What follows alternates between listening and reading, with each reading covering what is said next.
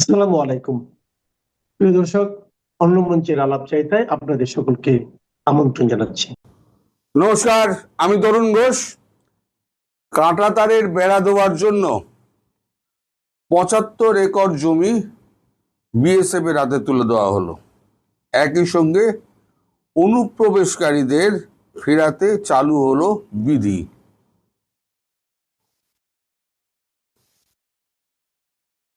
মানে এগুলো অনেক আগেই আমি বলেছিলাম, এখন ধীরে ধীরে কাগজে বেরোচ্ছে, তাই আমি এটা দেখিয়ে দিলাম যে আমার পূর্ব খবরের সত্যতা কতটা।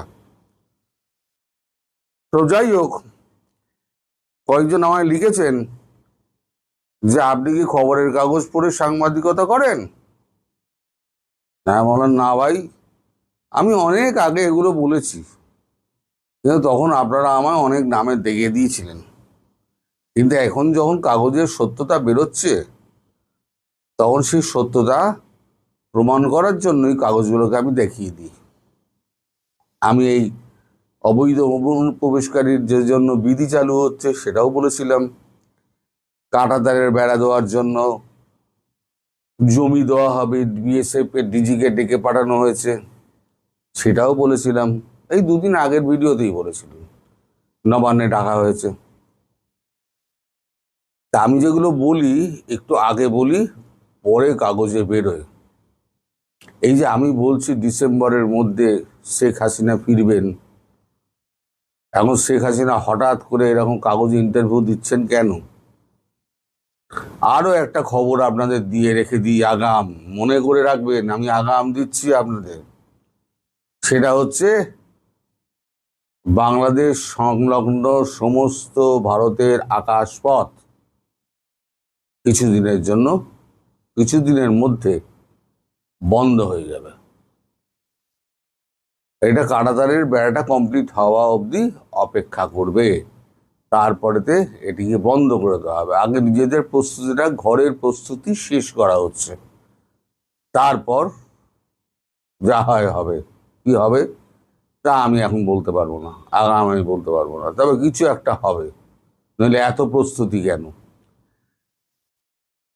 এখন অনেকে আমায় লিখেছেন যে আকাশপথ বন্ধ হলে আপনাদের অসুবিধা হবে। আমাদের অসুবিধা একটাই, সেটা হচ্ছে ত্রিপুরা যাওয়া। এখন খবরটা পেলাম কি করে? এই উড়ো খবরটা আমার কাছে দুদিন ধরে ঘুরে বেড়াচ্ছিল। কালকে আমি ডিরেক্টর জেনারেল অফ সিভিল এভিয়েশনের এক বন্ধুকে ফোন করেছিলাম।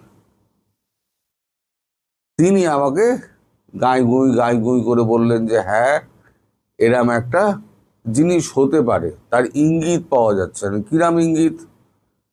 না, যে সমস্ত রুটগুলো আছে, যারা ওই রুটে কলকাতা টু ত্রিপুরা চালায়, সেই সমস্ত এয়ারলাইন্সগুলোকে জানিয়ে দেওয়া হয়েছে যে আপনারা রুট পরিবর্তন করে অসম হয়ে আপনারা ত্রিপুরা পৌঁছান, যথাশীঘ্র সম্ভব আপনারা রুট পরিবর্তন করুন।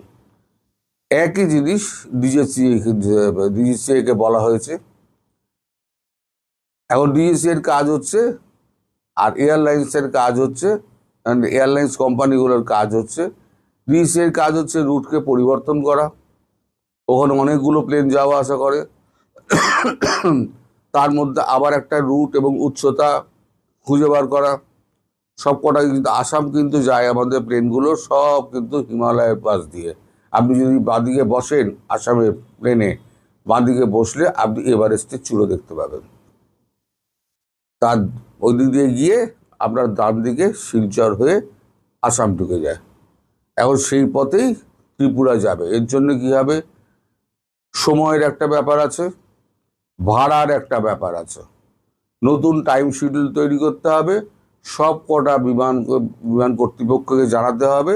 তারা আগাম প্রস্তুতি নিয়ে এইবারেতে ভাড়া ঠিক করে তাদের ওয়েবসাইট সমস্ত চেঞ্জ হবে, টিকিটের দাম পরিবর্তন হবে। এ একটা বিরাট ব্যাপার, তাই আগে থেকে এগুলোকে জানিয়ে দেওয়া হয়েছে। এখন তার থেকে আমার মনে হলো হঠাৎ কাঁটাতারের বেড়া, তারপরেতে জমি ৭৫ একর জমি দেওয়া, অনুপ্রবেশ বিধি চালু করা, এবং খুব শীঘ্রই এনআরসিও চালু হবে। অনেক আগে বলে রেখে দিয়েছি, আজকে আবার বলে দিলাম। তো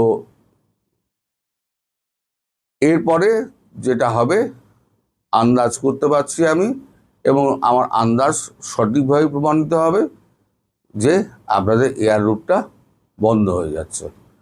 অর্থাৎ জলে, স্থলে, অন্তরিক্ষে বাংলাদেশকে বেঁধে দেওয়া হলো, জমি দিয়ে বেঁধে দেওয়া হলো, আকাশপথে বেঁধে দেওয়া হলো। আর এদিকে আপনাদের ওই আমেরিকার নৌবহর আসার আগে শোনা যাচ্ছে যে আমাদের একটা যুদ্ধ জাহাজ সমুদ্র সীমার কাছাকাছি থাকবে, রওনা দিয়েছে। বিক্রম বা ত্রিশূল কিছু একটা হবে, যুদ্ধ জাহাজ, এবং দুটো আপনার নিউক্লিয়ার সাবমেরিন ওই দিকে রওনা দিয়েছে, চট্টগ্রাম বিমানবন্দরের ওদিকে। অতএব জলে, স্থলে, অন্তরিক্ষে বাংলাদেশকে বেঁধে ফেলার একটা পরিকল্পনা ভারত করে ফেলেছে, যাতে কোনো দিক দিয়ে কেউ না পালাতে পারে। তারপর কি হবে সে তো ভগবানই জানে, সে তার আমি বলতে পারবো না। তবে এই ঘটনাটি যে ঘটতে যাচ্ছে সেটা আজকে আমি বলে রেখে দিলাম। পরে আবার বলবেন না কাগজে বেরিয়েছে আপনি আবার দেখাচ্ছেন, তার মানে কি আপনি কাগজ পড়ে খবর করেন?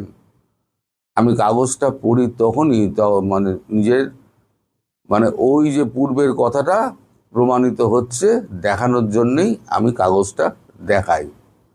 মানে শেখ হাসিনা ডিসেম্বরের মধ্যে ফিরবেন এই কথাটা আমি এত আগে বললাম কি করে? এবং তারপরেও বলেছি শেখ হাসিনা ডিসেম্বর অব্দি হয়তো অপেক্ষা করতে হবে না, তার আগেই হয়ে যাবে। এই যা চিরবিরানি দেখছি, এত লাফালাফি কেন?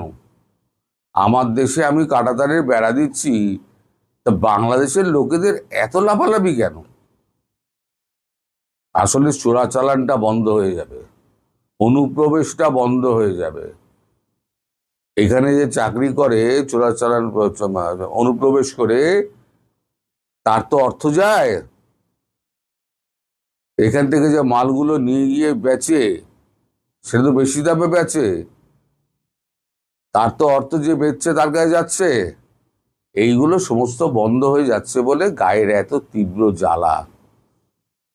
প্রত্যেকটা দেশই আপনি তো আপনার দেশটা আপনি কাঁটাতারের বেড়া দিন না, কি মানা করেছে আপনাকে? আপনার সীমান্তে যদি আপনি কাঁটাতারের বেড়া দেন আপনাকে কেউ বারণ করবে? কেউ বারণ করবে না। আপনার জমিতে পাঁচিল দিয়ে আপনি দিতেই পারেন, ভারতও দিচ্ছে। তা আপনার চিরবিরানি হচ্ছে কেন?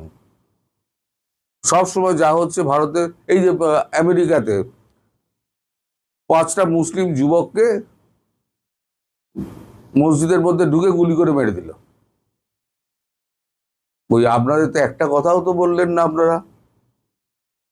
আমেরিকার প্রভুত্ব, একজন তো কোরআনকে রাস্তার উপরে জ্বালিয়ে লাথি মেরে ছুঁড়ে ফেলে দিল, আপনারা তো একটা কথা বললেন না।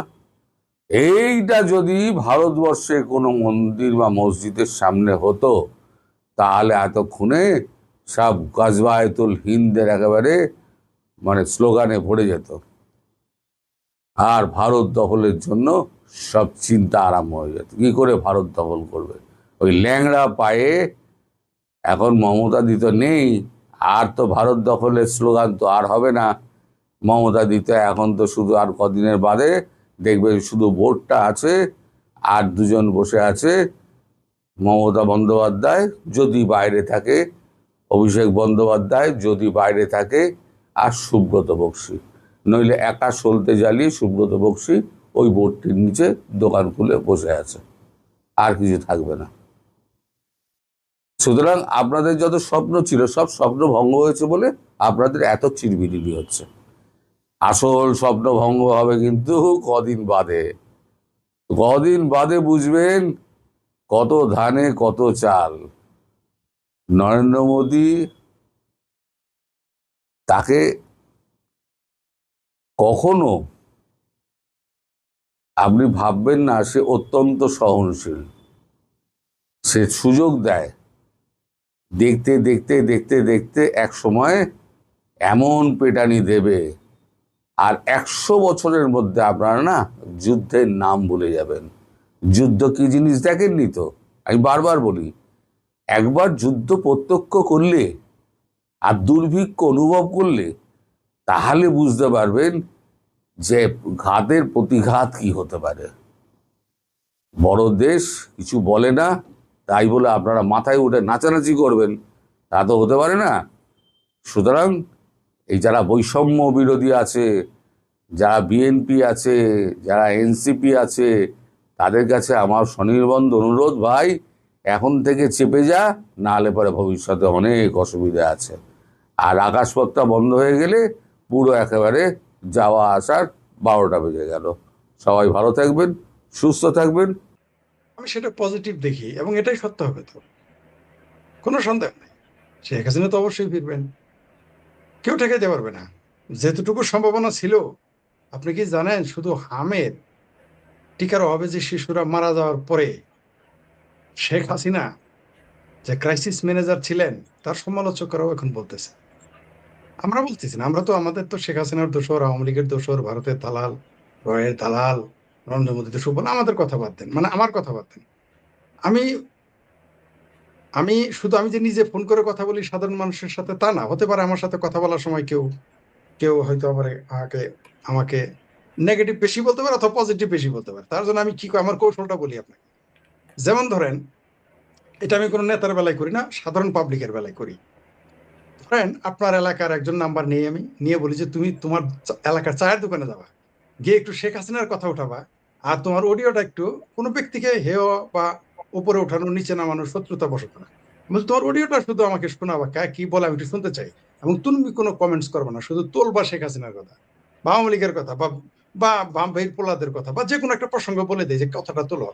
জাস্ট সে মোবাইলটা অন রাখে, আমি অডিওতে শুনি মানুষ কি কি বলতেছে, আশ্চর্য হয়ে যায় মানুষ। আমার এই কৌশলটা যে কেউ প্রয়োগ করে দেখতে পারেন।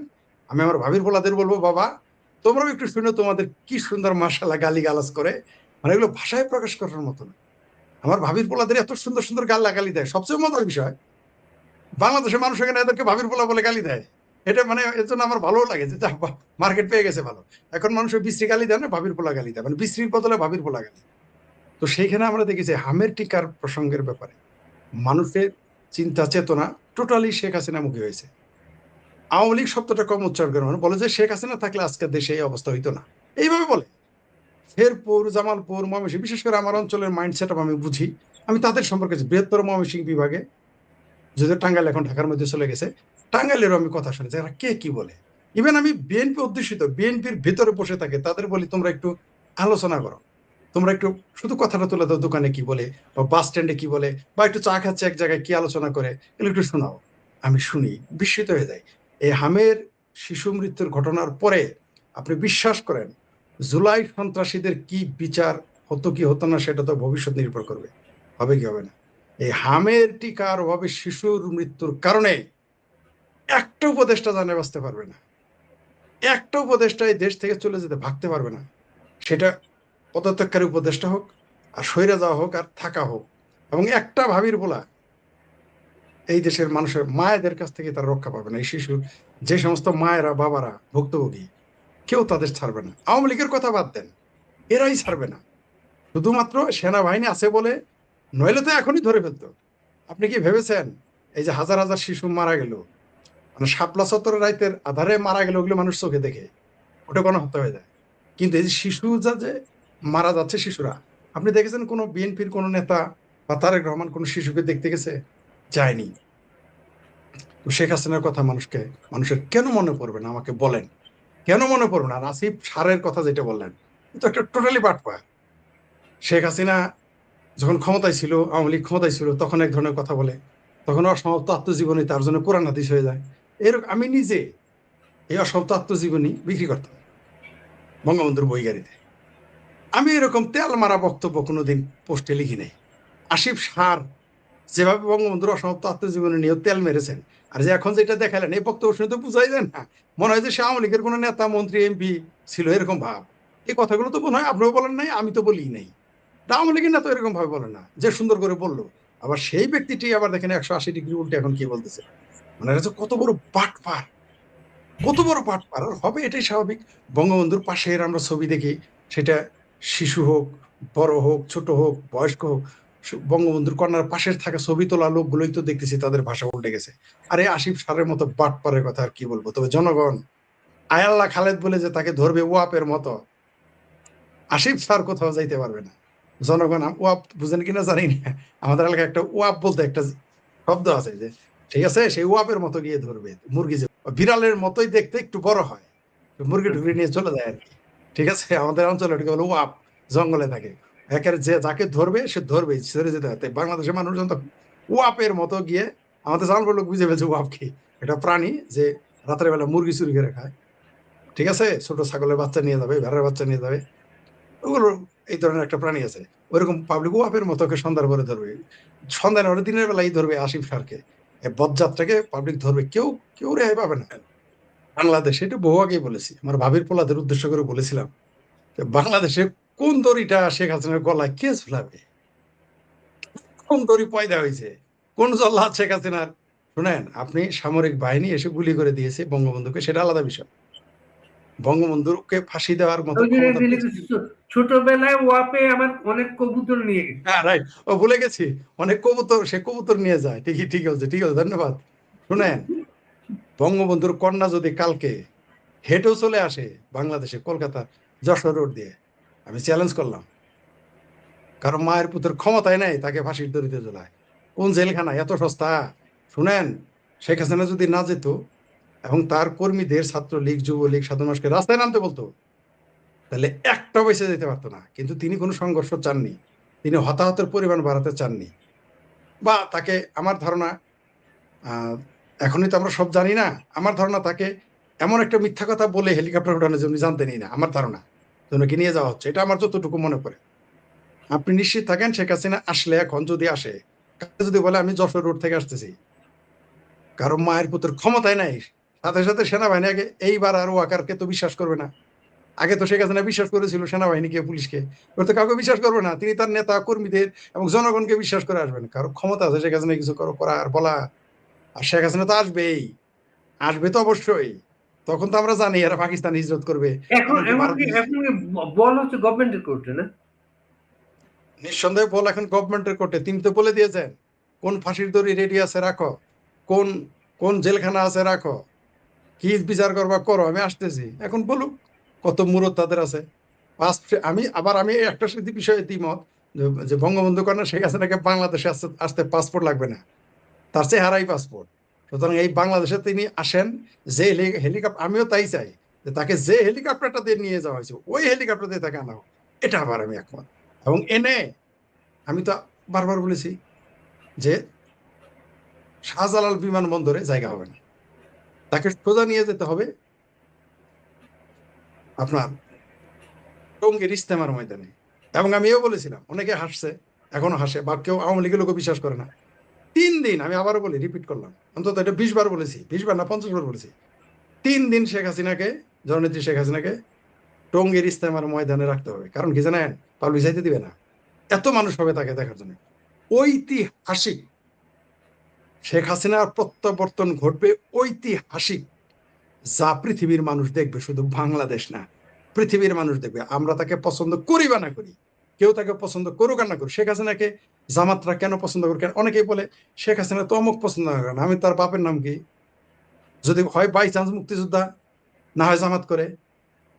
আরে বিএনপির অর্ধেক লোকই তো যাবে, বিএনপির সমর্থিত অর্ধেক লোকই তো শেখ হাসিনাকে দেখতে যাবে টঙ্গীর ইজতেমা ময়দান। লিখে রাখেন আপনি আমার কথা, আজকে দর্শক যারা দেখতেছেন, আমার এই কথাটা আপনারা যার যার খাতায় বা মোবাইলে, হোয়াটসঅ্যাপে রেখে দেন, তারিখ দিয়ে আমি কথা, বিএনপি লোকই তো অর্ধেক যাবে সেই দিন।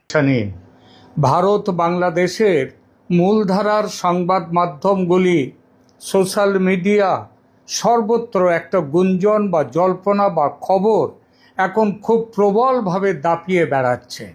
খবরটি হলো, বিতাড়িত প্রধানমন্ত্রী আগামী 6 মাসের মধ্যে, মানে June, July, August, September, October, November, তো অক্টোবর নভেম্বর মাসের মধ্যে তিনি দেশে ফিরছেন। এই সংবাদে কেউ খুশি, কেউ ভীত, কেউ খুব আনন্দিত, কেউ ভীষণ চিন্তিত। আর এই খুশি, ভয়, আনন্দ, দুশ্চিন্তা একটা কথা বুঝিয়ে দিচ্ছে, শেখ হাসিনার এই দেশে ফেরার খবর স্রেফ জল্পনা নয়, স্রেফ ভিত্তিহীন কোনো গুজব কোনো দিক থেকে বাইরে ছড়িয়ে দেওয়া হয়নি। এমনটা ঘটার যথেষ্ট সম্ভাবনা আছে, অর্থাৎ তার দেশে ফেরার সম্ভাবনা প্রবল। রাজনীতিতে কোনো কিছু হঠাৎ ঘটে না, সব কিছুর মধ্যে একটা প্রক্রিয়া থাকে। যে প্রক্রিয়া সবসময় সাদা চোখে দেখা যায় না। দেখা যায় না মানে যে তার কোনো অস্তিত্ব নয় তা কিন্তু নয়। 2024-এর 4 আগস্ট রাতেও শেখ হাসিনা জানতেন না যে পরদিন 5 আগস্ট তাকে প্রাণ বাঁচাতে ভারতে আশ্রয় নিতে হবে। এটা শুধু তিনি যে ভাবেননি তা নয়, বাংলাদেশের কয়টা মানুষ জানতো সে ঘটনা, যে 5 তারিখ দুপুর শেষ হওয়ার আগেই তাকে চলে আসতে হবে। খুব কম সংখ্যক মানুষ যারা হাসিনার পতন ঘটাবার ষড়যন্ত্রে যুক্ত ছিল, কেবল তারাই জানতো, মানে সেনাবাহিনীর এবং যে দেশি বিদেশি রাষ্ট্রদূতরা, দেশি বিদেশি রাজনীতিবিদরা, তারা জানতেন। বাংলাদেশের বর্তমান রাজনীতিতে তাই এই মুহূর্তে শেখ হাসিনার দেশে ফেরার সম্ভাবনা সবচেয়ে আলোচিত প্রসঙ্গ এবং প্রশ্ন বটে যে শেখ হাসিনা ফিরছেন। তিনি কি সত্যিই ফিরছেন? একসময় যাকে মনে করা হয়েছিল রাজনৈতিকভাবে শেষ, নির্বাসিত, বিচ্ছিন্ন, আজ তাকে ঘিরে আবার কেন এত আলোচনা? কেন ভারতীয় মিডিয়ায় তার ফিরে আসা নিয়ে ধারাবাহিক বার্তা দেওয়া শুরু হয়েছে আনন্দবাজার, হিন্দু, সমস্ত কাগজে? কেন বিএনপি সরকারের তথ্য ও সম্প্রচার বিষয়ক উপদেষ্টা জাহেদুর রহমান 2 দিন আগেও বলেছেন দেশে ফিরলে শেখ হাসিনা পুনর্বিচারের সুযোগ পাবেন, সুবিচার পাবেন? কেন বললেন এ কথাটা?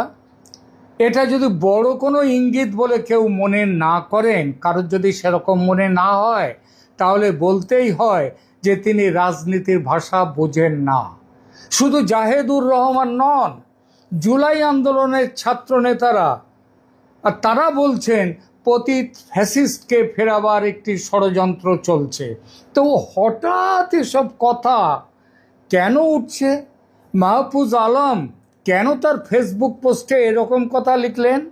আজকের এই ভাষ্যে, এই প্রতিবেদনে আমরা খুঁজে দেখব শেখ হাসিনার সম্ভাব্য প্রত্যাবর্তন কি শুধুই রাজনৈতিক গুজব, নাকি দক্ষিণ এশিয়ার নতুন ক্ষমতার খেলায় এটি বাস্তব এক অন্য রকম অধ্যায়ের সূচনা। 2024 সালের জুলাই আন্দোলনের কথা মনে করুন। রাস্তায় লাখো তরুণ, রাষ্ট্রের বিরুদ্ধে তীব্র জনরোষ, ক্ষমতার ভিত কাঁপছে। আর তারপর বাংলাদেশের দীর্ঘতম সময়ের ক্ষমতাধর নেত্রী শেখ হাসিনার পতন। তখন মনে হয়েছিল এ হলো হাসিনার ইতিহাসের শেষ অধ্যায়, মানে হাসিনার উপন্যাস শেষ হয়ে গেল। আওয়ামী লীগ আর কখনো দাঁড়াতে পারবে না। বাংলাদেশ ঢুকে গেছে হাসিনা পরবর্তী বা পোস্ট হাসিনা যুগে। কিন্তু ইতিহাস খুব কম সময়ই সরল রেখায় চলে। ইতিহাসের চলা নদীর মতো আঁকাবাঁকা পথ ধরে। প্রথমে এলো অন্তর্বর্তী সরকার, 18 মাসের অপশাসন, কুশাসন, মানুষ অতিষ্ঠ, তারপর নির্বাচন, বিএনপির বড় বিজয়, তারেক রহমানের নেতৃত্বে নতুন সরকার, জুলাই আন্দোলনের ছাত্র নেতাদের অনেকেই নির্বাচনে পরাজিত হলেন। যে বিপ্লবী ঐক্য একসময় অপ্রতিরোধ্য মনে হয়েছিল, তা ধীরে ধীরে ভাঙতে শুরু করলো। ভাঙতে ভাঙতে একেবারে চৌচির। কেন? কারণ আন্দোলন আর রাষ্ট্র পরিচালনা এক জিনিস নয়।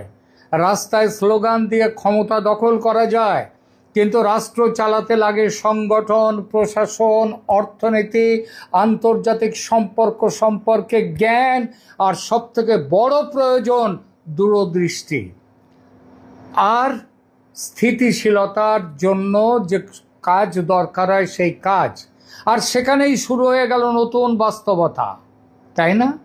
বাংলাদেশের মানুষের একটি বড় অংশ খুব দ্রুত বুঝতে শুরু করলো পুরনো ব্যবস্থার বিরুদ্ধে ক্ষোভ থাকলেও, হাসিনার বিরুদ্ধে ক্ষোভ থাকলেও নতুন ব্যবস্থা অসহ্য। আগে হাসিনার আমলে অবিচার ছিল, কিন্তু এত মাৎসন্যায়, এত অপশাসন, কুশাসন ছিল না। অন্তর্বর্তী সরকারের 18 মাসে মানবাধিকার লঙ্ঘনের ঘটনা সংখ্যায় ছাড়িয়ে গেল শেখ হাসিনার 15 বছরের রেকর্ড। সংবাদপত্র হয়ে গেল প্রশাসনের ধামাধরা পুতুল। মব জাস্টিসের নামে শুরু হয়ে গেল হত্যার নির্বিচার রাজনীতি, আর সেটাই হয়ে উঠল রাষ্ট্র ব্যবস্থার পরিচয়। আর নোবেল বিজয়ী মোহাম্মদ ইউনূস মব জাস্টিসকে একান্ত নির্লজ্জের মতো বললেন জনরোষের স্বাভাবিক বহিঃপ্রকাশ। চমৎকার। ধরা যাক দু একটা ইঁদুর এবার। আমার কথা নয়, জীবনানন্দ দাশের কবিতার লাইন। এর সঙ্গে পাল্লা দিয়ে বাড়ল দ্রব্যমূল্য, অর্থনৈতিক অনিশ্চয়তা, প্রশাসনিক অদক্ষতা, একের পর এক কারখানা বন্ধ হয়ে যাওয়া, বিদেশে রপ্তানি বন্ধ, টাকার অভাবে আমদানি বন্ধ, ক্ষমতার অভ্যন্তরীণ দ্বন্দ্ব, প্রবলতম দুর্নীতি এবং সবচেয়ে বড় যোগ, বড় যেটা সেটা হলো মৌলবাদীদের দাপাদাপি। দেশকে মধ্যযুগের অন্ধকারে নিয়ে যাওয়ার ভয়ঙ্কর খেলা শুরু হয়ে গেল বাংলাদেশ জুড়ে। আর তখনই মানুষের স্মৃতিতে এক অদ্ভুত পরিবর্তন শুরু হলো। যাকে একসময় বলা হচ্ছিল স্বৈরাচার, তাকেই নিয়ে মানুষ বলতে শুরু করলেন, একজন নয়, 1 থেকে 2, 2 থেকে 200, 200 থেকে 2000, 2 লাখ, 2 কোটি। তারা বলতে শুরু করলেন আগে তবুও সিস্টেম চলতো, রাষ্ট্র অন্তত স্থিতিশীল ছিল, আইন শৃঙ্খলা ভালো ছিল, মানুষের হাতে কাজ ছিল, পেটে ভাত ছিল। এটাই রাজনীতির সবচেয়ে জটিল মনস্তত্ত্ব। ক্ষমতাচ্যুত নেতারা কখনো কখনো ক্ষমতায় থাকাকালীন সময়ের চেয়ে পরে বেশি কার্যকর বলে মনে হতে শুরু হয়। জীবিত জুলিয়াস সিজারের চেয়ে মৃত জুলিয়াস সিজার আরও বেশি শক্তিশালী। কিন্তু এখানেই গল্প শেষ নয়। আসল নাটক শুরু হয় আন্তর্জাতিক রাজনীতিতে। ভারতের হস্তক্ষেপে তারেক রহমানের দেশে ফেরা সম্ভব হলো 17 বছর পর। নির্বাচনে বিএনপির বিপুল জয় এলো। অনেকেই বলল ভারতের ইঞ্জিনিয়ারিংয়ের দরুন। এ কথাটা আমার কথা নয়, বাংলাদেশের মানুষ, জামাত পর্যন্ত তাই বলেছে, যে ইঞ্জিনিয়ারিংয়ের একটি অংশ ছিল বিএনপির পক্ষে আওয়ামী লীগ সমর্থকদের বড় অংশের ভোট দান। জিতল বিএনপি 2/3 বেশি মেজরিটি নিয়ে। ভারত বন্ধুত্বর হাত বাড়িয়ে দিল সেই তারেক রহমানের আসার আগে থেকে। আন্তরিকভাবে বিএনপি সরকারের সঙ্গে সম্পর্ক পাকা করতে চেয়েছিল ভারত, কারণ দিল্লি বুঝেছিল নতুন বাস্তবতা মেনে নেয়াই বাস্তববাদী কৌশল। কিন্তু এরপর কি হলো? ঢাকা ধীরে ধীরে চীনের দিকে ঝুঁকলো, পাকিস্তানের সঙ্গে কূটনৈতিক উষ্ণতা বাড়লো, জোর কদমে শুরু হলো পাকিস্তান বাংলাদেশ নতুন মৈত্রী পর্ব। ভারত নির্ভরতা ছেড়ে বাংলাদেশ মাল্টি অ্যালাইনমেন্ট নীতির দিকে যাচ্ছে, এই বার্তা স্পষ্ট হতে থাকলো। ভারতের কাছে এটি শুধু কূটনৈতিক বিষয় নয়, বাংলাদেশ ভারতের উত্তর পূর্বের নিরাপত্তা, বঙ্গোপসাগরীয় কৌশল এবং আঞ্চলিক প্রভাবের কেন্দ্রবিন্দু।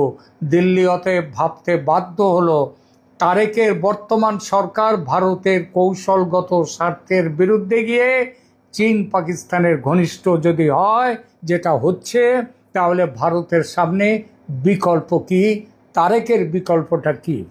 আর ঠিক তখনই আবার দৃশ্যপটে ফিরে আসতে শুরু করলেন প্রবলভাবে শেখ হাসিনা।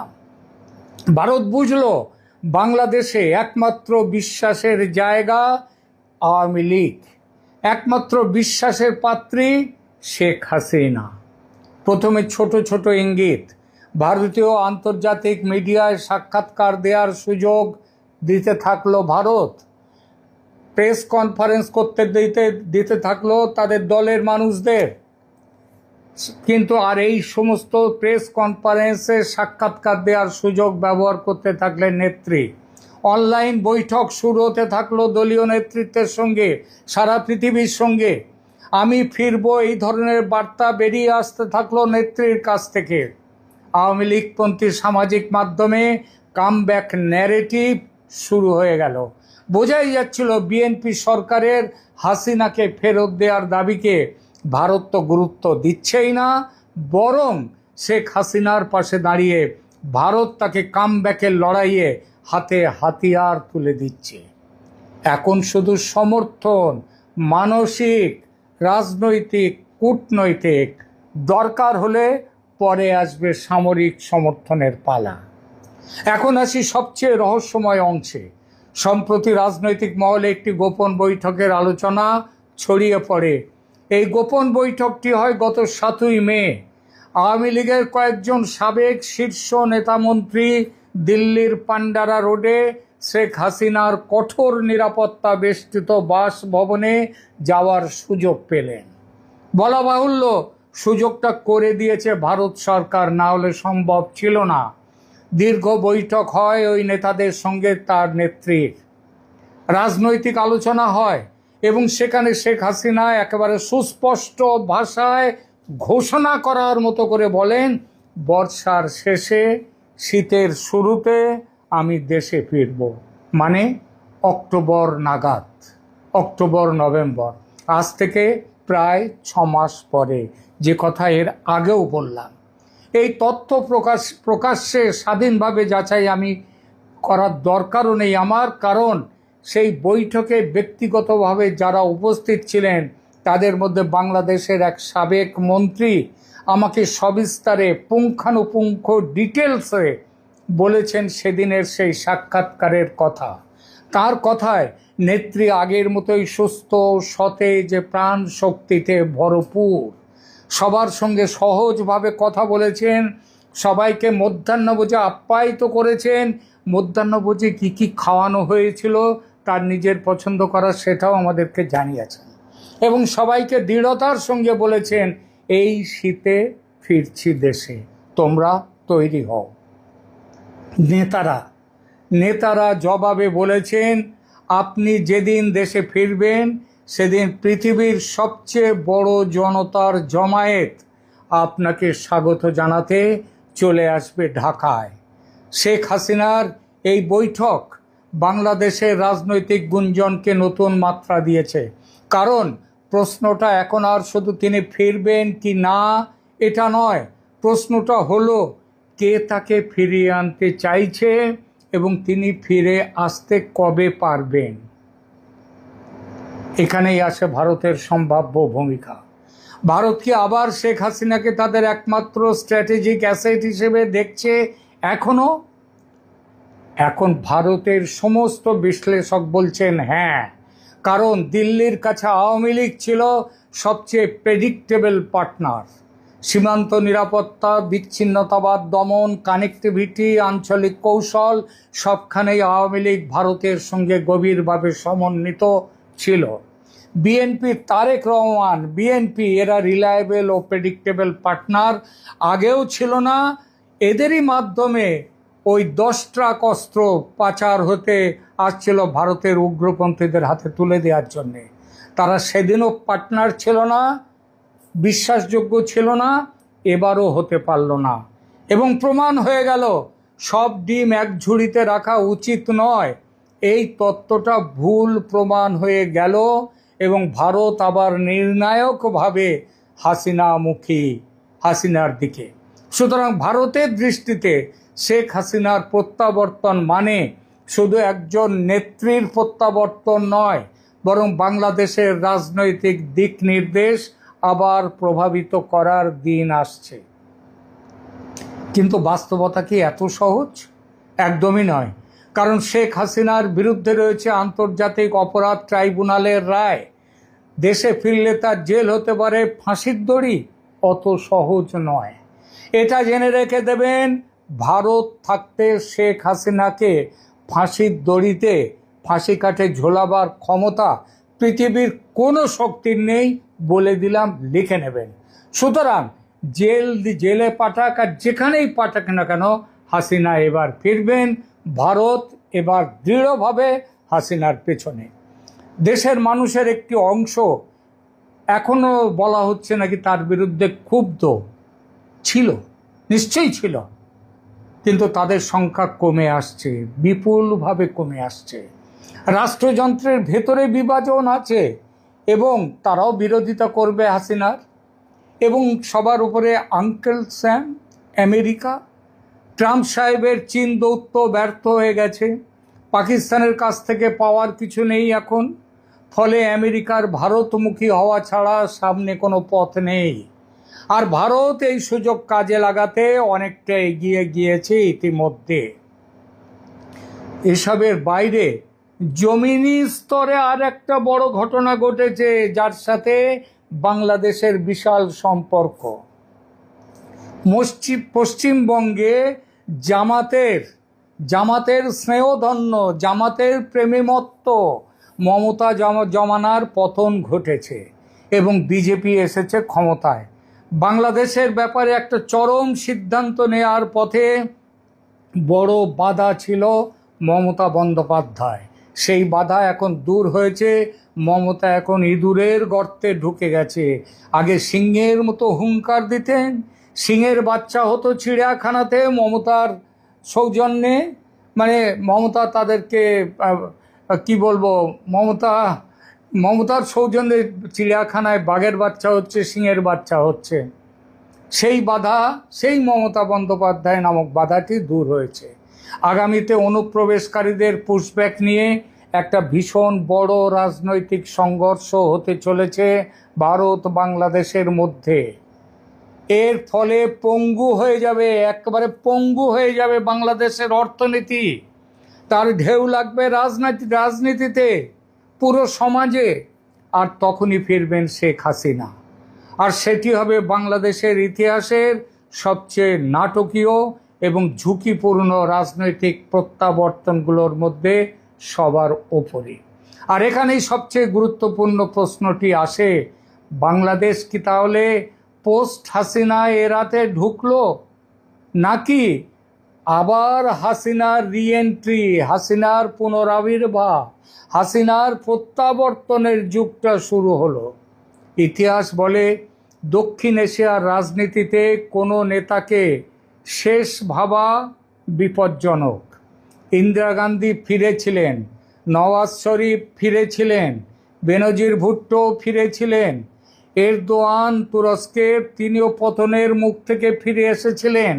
কারণ রাজনীতি শুধু নির্বাচন নয়, রাজনীতি হলো স্মৃতি, রাষ্ট্রযন্ত্র, আন্তর্জাতিক শক্তি এবং ক্ষমতার দীর্ঘ খেলার সমন্বয়।